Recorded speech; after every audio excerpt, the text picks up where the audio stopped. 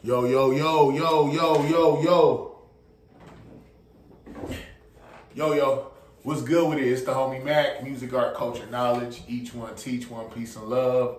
Reporting live from the Dogon. You know what it is. Real quick, thumbs up, give me the likes. Like, share, comment, subscribe. Subscribe to the YouTube channel, 82 Kings. This is another session of MACK Minutes. I will be doing a quick, cursory review of the Netflix special Sign Stealer, based off of Stalions. Stalions.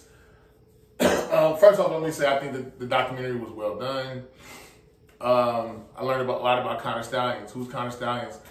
Stalions was the man that was at the center of the Michigan sign stealing conspiracy. Ooh. got the NCAA involved. He was I think he was forcibly resigned or he was fired. I can't recall. But yeah, so Stalions, very ambitious man. He was born in Orion Township, Michigan, went to Lake Orion High School, went to the Naval Academy, which makes him exceptional out the gate. You need like a recommendation from a state senator, I believe, to even to get, you know, for part of the admission process is you need a letter from a state senator to get into the Naval Academy. It's in Annapolis, Maryland. Yeah, make a long story short, Stalions graduated from high school, went to the Naval Academy, got into the Naval Academy, went to the Naval Academy, graduated.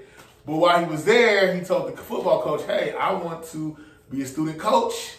He abruptly got the position of student coach. His goal was to decide he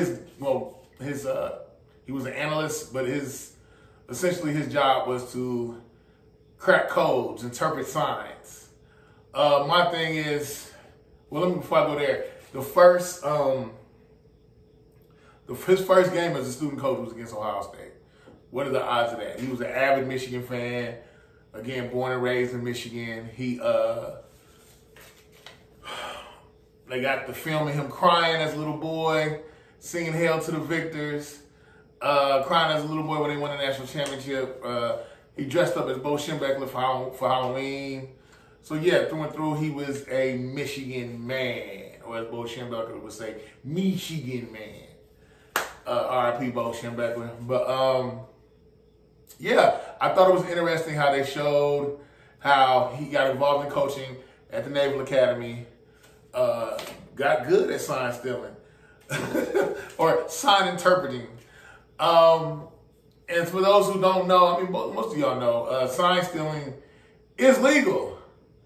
That's why I was initially confused. Like, what was the problem? Like, people steal signs. Just like that Arkansas coach, they had that press conference recently. He said people steal signs all the time. Teams actually come together and they share other people's signs. And he said the whole thing is this: if your signs get stolen, that's on you because you need to change your signs. So, with that being said, I think essentially what Connor did, like he said in the documentary, he exploited the rules. Dressing up as a Central Michigan staffer, which really speaks to the privilege of being a white man, the fact that you could not even be on the team, affiliated with the team, but you got to sit on the field, on the sidelines with the team. But that's a whole nother conversation. Yeah, he dressed up, espionage, dressed up as a Central Michigan staffer, as we know. He candidly, I guess in a kind of coy, joking way, this guy doesn't even look like me when they gave him the picture. He was denying that it was him. But like Dave Portnoy said, yeah, I knew it was him. He told me. So when he took it to that extreme, that's when you went beyond. You're not supposed to do advanced scouting. I know some people say, well, you can advance scout by watching games on TV. But no, when you actually go there in person and you're recording games, that is illegal. But, and honestly, I think that all teams do it in some shape, form, or fashion. So yeah, he graduates from the Naval Academy, becomes a captain within the Marine Corps, goes to this Michigan camp led by Jim Harbaugh. There were thousands of coaches over there. like a a networking, politicking type thing, sharing information. He talks to one of the coaches on the Michigan football staff, says, "Hey, how can I be down, homie?" Pretty much. They just told him, "Hey, show up on Monday, we'll find something for you to do." He gets there and says, "Hey, I was a student coach in Navy. While I was in Navy, this is something I should say.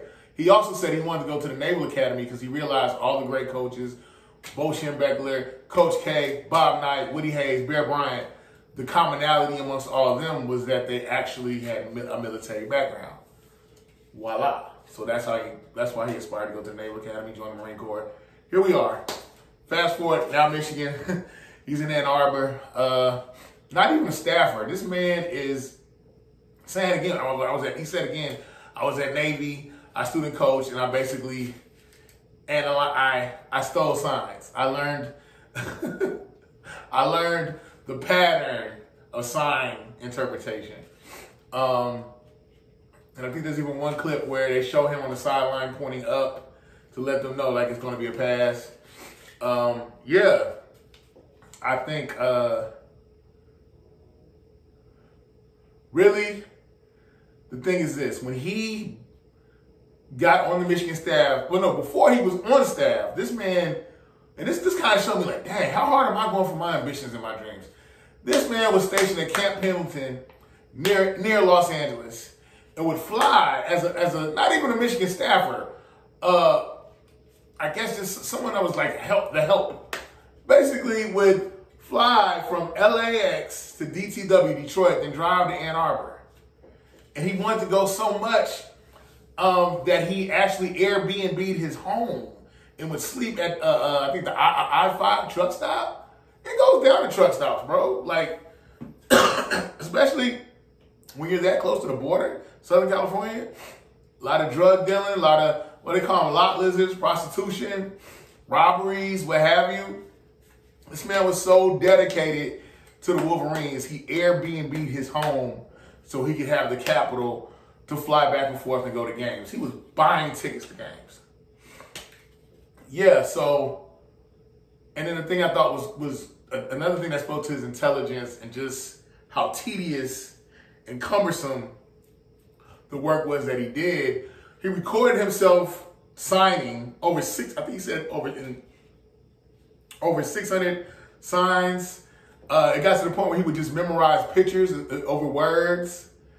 What else? Then he made this, created this matrix saying where everybody was drafted in an NFL draft since 2010, I believe.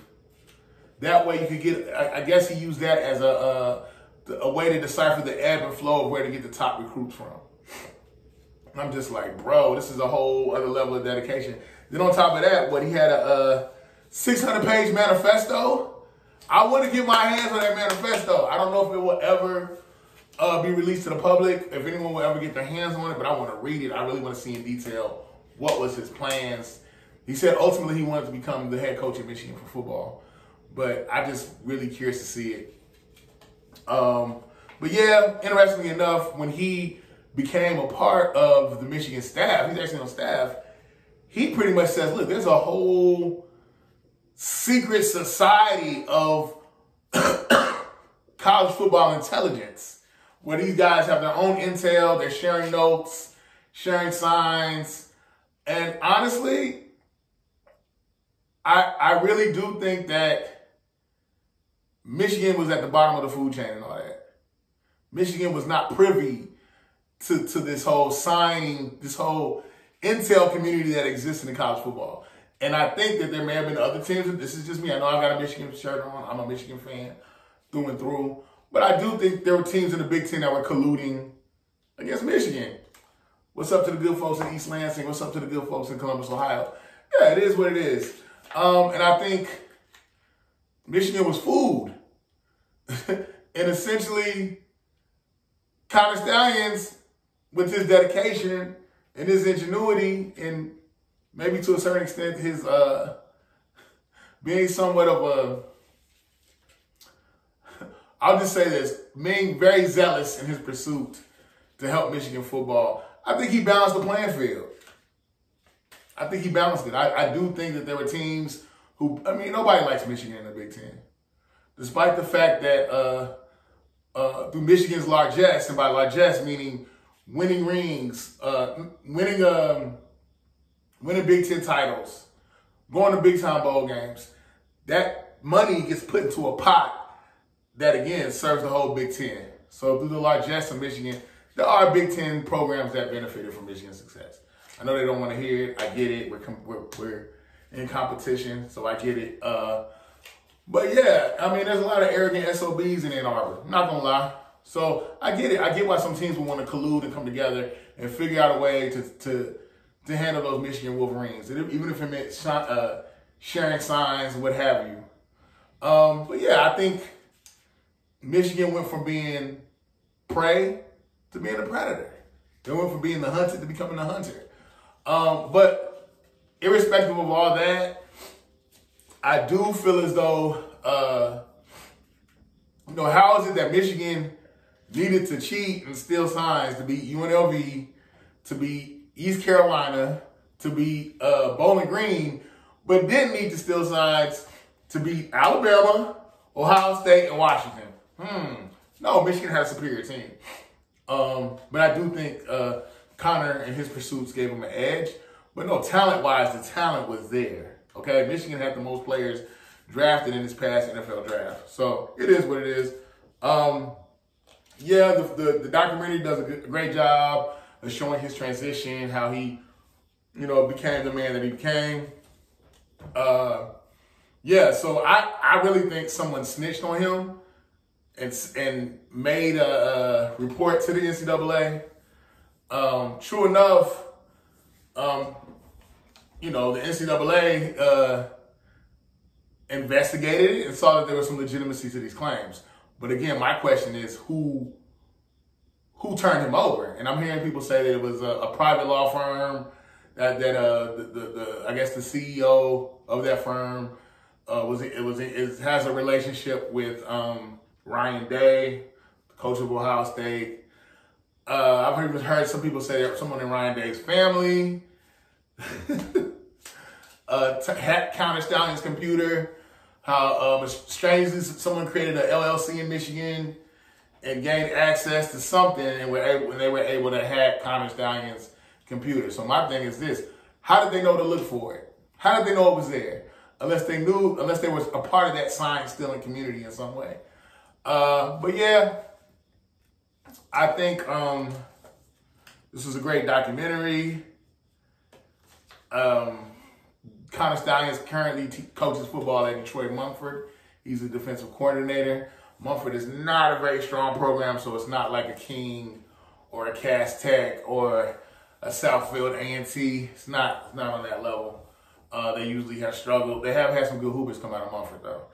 But yeah, sign stealer. I just think I do believe now they're going to have the communication, direct communication with the quarterback and the staffers, some type of mic device or something. I know the NFL has it, something like that. So now I think college football is going to get it. But yeah, these people known they've been sign stealing for years. It's just, some people are okay with some people seem to be okay with certain people winning. But when other people that are winning, people they don't like, they start to dig a little deeper. I mean, all these programs got dirt on them. I respect Nick Saban, but yeah, I'm sure Nick Saban got some dirt on his hands. Even Coach K probably got some dirt on his hands. I'm not going to sit here and act like everybody was just pristine and divine and innocent. No. Anytime you got a lot of money and a lot of people involved, there's bound to be some level of corruption. It just is what it is. But yeah, check out the documentary Sign Stealer. Thought it was very good, very informative. Hail to the victors. Go Blue, the 7 Mile Show. You know what it is. Like, share, comment, subscribe. Subscribe to the YouTube channel, 82 Kings. Thumbs up, give me the likes. Thumbs up, give me the likes. It's the homie Mac, man. Each one teach one. Peace and love.